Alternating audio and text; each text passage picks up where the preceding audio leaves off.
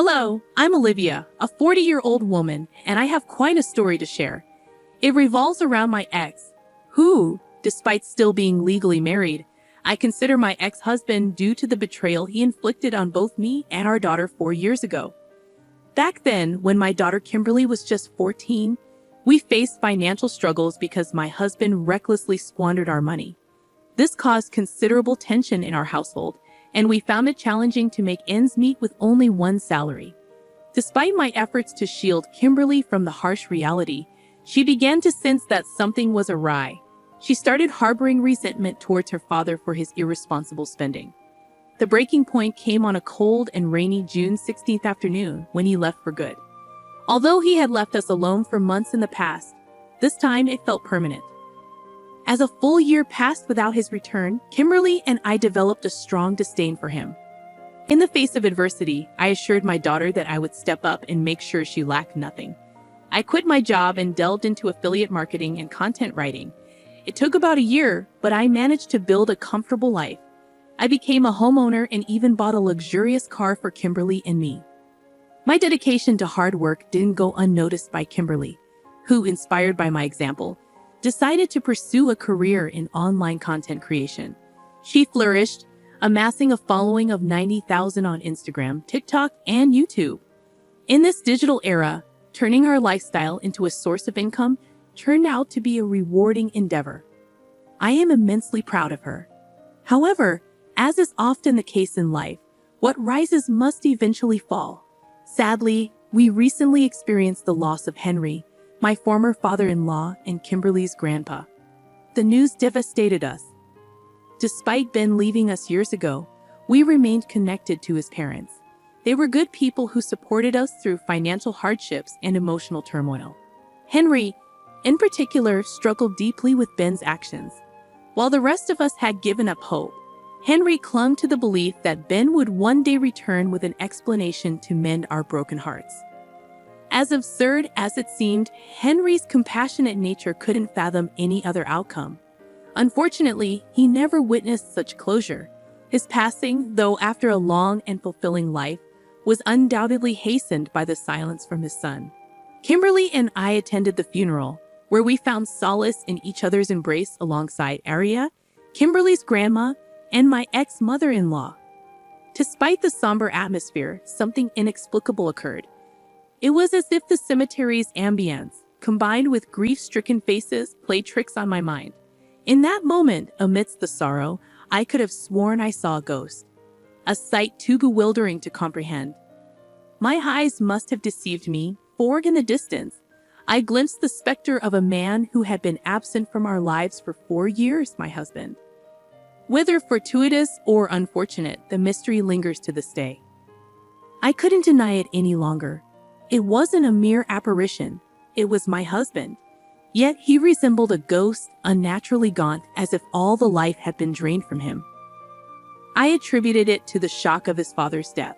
Such harrowing news could make anyone appear ill. He approached the funeral, sending shockwaves through everyone. Kimberly erupted in screams and berated him for abandoning us years ago. Aria, his mother, sobbed even harder, questioning where everything went wrong. Meanwhile, I stood frozen, overwhelmed by a flood of emotions. It's clear your presence isn't wanted here. You don't get to show up randomly like this. Leave the same way you left 4 years ago. I hate you, and I don't want to see you here, Kimberly shouted. Oh my goodness, Ben, how could you have left all those years ago? Your father died of a broken heart, Aria pleaded. Let him stay. I unexpectedly intervened, surprising everyone, including Ben. After my initial shock wore off, I realized that this wasn't the time or place for a dramatic display of emotions. Despite my hatred, he had lost his father and he had the right to say goodbye. I conveyed this sentiment to everyone, and we agreed, at least for the time being, to remain civil out of respect for dear Henry. The funeral proceeded, and we reconvened at my home. Ben commented, "Nice place you got here." Cut the crap, Ben. You can't just waltz in here like nothing happened. If you want to stay, tell us everything. Absolutely everything. I won't let you taint this home with your negative energy. Olivia has worked too hard for it. You owe us an explanation, and you can start by stating your business. We all know you're not here just for Grandpa's funeral, I asserted. I'm here because of my father's funeral. He was my father, but I'm also here for another thing.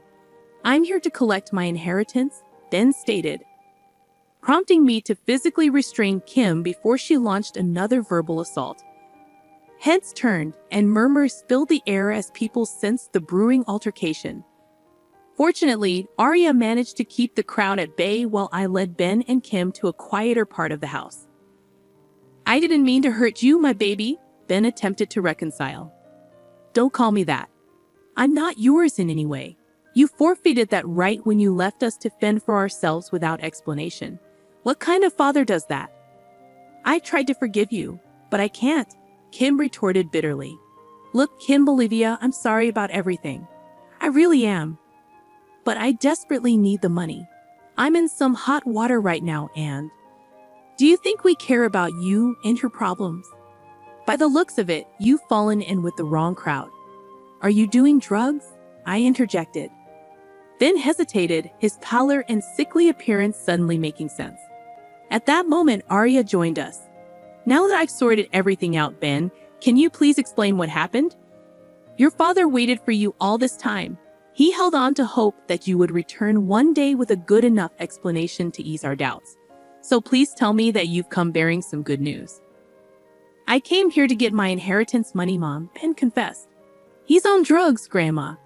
That's why he came here, to get his inheritance money so he can buy more drugs, Kim added bitterly.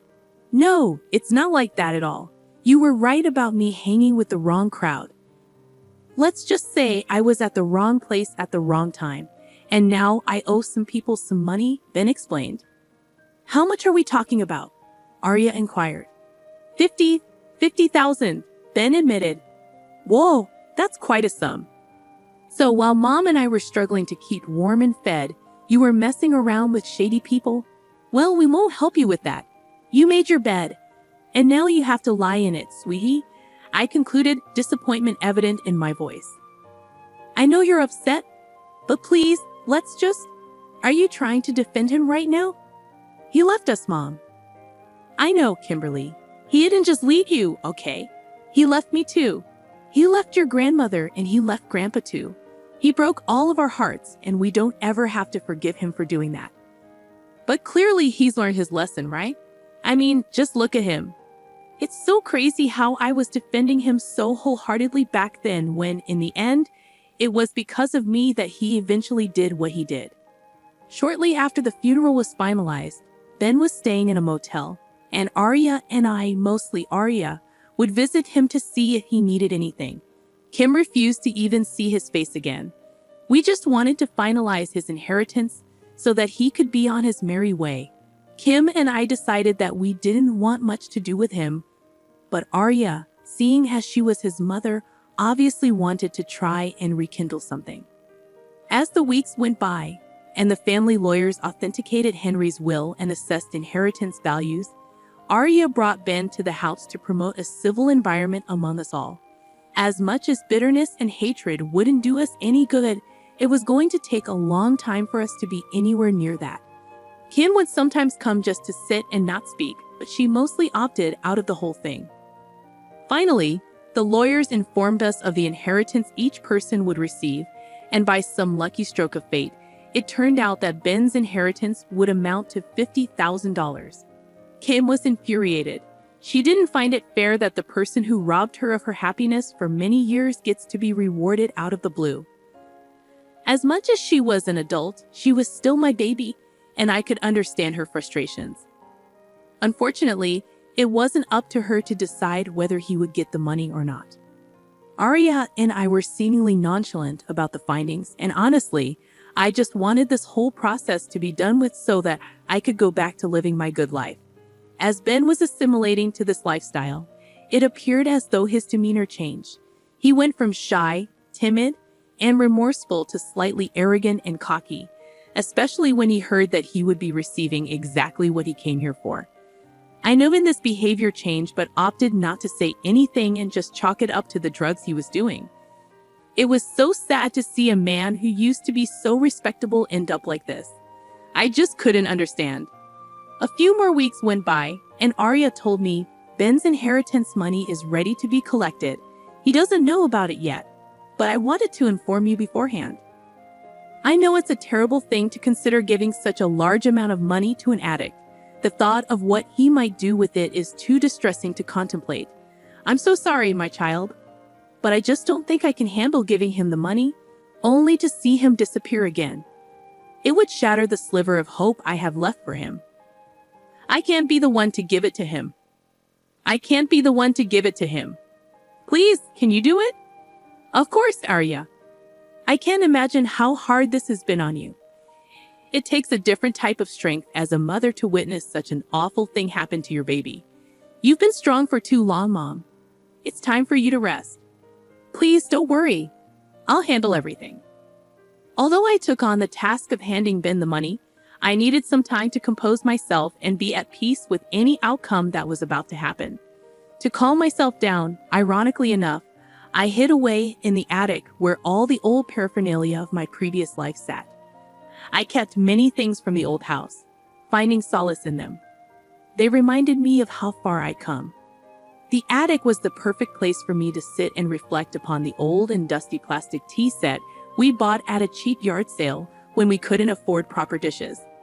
I reminisced about the half-dead heater that often refused to work, leaving Kim and me huddled together for warmth, which was never enough. I glanced at Ben's old chest, filled with what I presumed were old work documents.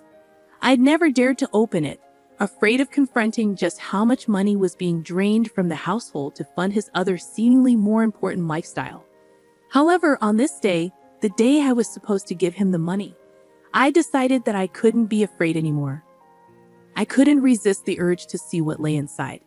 I broke open the now worn-out chest to find stacks of papers, bank statements and checkbooks, all detailing the amount of money that Ben had squandered away. As I examined the bank statements tracing where the money had gone, I noticed that the account recipient was named Maria. Curiosity led me to dig deeper, and what I discovered made my heart drop. Deep within the chest was a letter, a handwritten note. It read, "Dear Ben, when are we going to stop sneaking around like this? I'm getting bored and tired of your inability to kick your wife and kid to the curb like you said you would. You seem to enjoy spending months with me, taking all of my drugs and going back to your family, even though you clearly hate them. If you don't tell them the truth, I will get Manuel involved. You already owe him tons of money from all the drugs you do with him for free. And this is how you want to treat me? I'm getting you 24 hours to get this done. Otherwise, you'll be in big trouble. Maybe I'll tell your wife all about me and our affair, as well as all the expensive bags and shoes you buy me. Or maybe I'll tell Manuel to get his goons to sort you out. Maybe I'll do both. Who knows? All of this can be avoided if you just do what we agreed upon. Remember, 24 hours or your entire life is gonna come crashing down. Tick, tick, babe. C.O. Maria. Reading this letter almost made my heart explode in my chest. So Ben was having an affair before he left, and he had spent the money on his mistress. The thought made me want to vomit. This man had prioritized his party lifestyle while his wife and kid were at home, struggling to survive. It was unforgivable and utterly disgusting. This was the explanation I had been waiting for. All of his horrendous behavior simply boiled down to selfish self-indulgence. The rage and bitterness that I had harbored for so long began to boil within me. At this point, I was moving on autopilot. I gathered everything from the chest and stormed to the dingy motel where Ben was living. I burst through the door to find him with drugs on the bed. "You are completely unbelievable. You're doing drugs just as I was about to give you the money." "What? You have the money? That's great. Give it to me," Ben replied callously. "You are pathetic and you make me sick," I spat.